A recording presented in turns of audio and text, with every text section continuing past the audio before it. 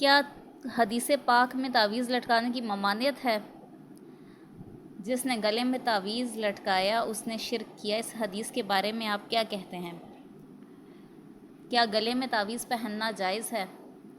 اس بارے میں آتا ہے کہ حضرت عقبہ بن عامر نبی صلی اللہ علیہ وآلہ وسلم کی خدمت میں گروہ کے ساتھ حاضر ہوئے بیعت کرنے کے لیے۔ آپ صلی اللہ علیہ وآلہ وسلم نے ان لوگوں کو بیعت کیا، لیکن ایک شخص کو چھوڑ دیا جس نے تعویذ لٹکا رکھا تھا۔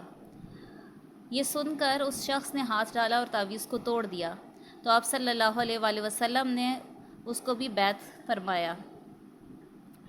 جس نے تعویذ باندھا اس نے شرک کا ارتکاب کیا۔ اس سے معلوم ہوا کہ یہاں تعویذ مراد نہیں ہے بلکہ جاہلیت کے تعویذ مراد ہیں، اور دور جاہلیت میں کاہن لوگ شیطان کی مدد کے الفاظ تعویذات میں لکھا کرتے تھے، اس وجہ سے تعویذ کو لٹکانا منع ہے۔ البتہ اگر اس میں کوئی شرکیہ باتیں نہ لکھی ہوں تو جائز ہے۔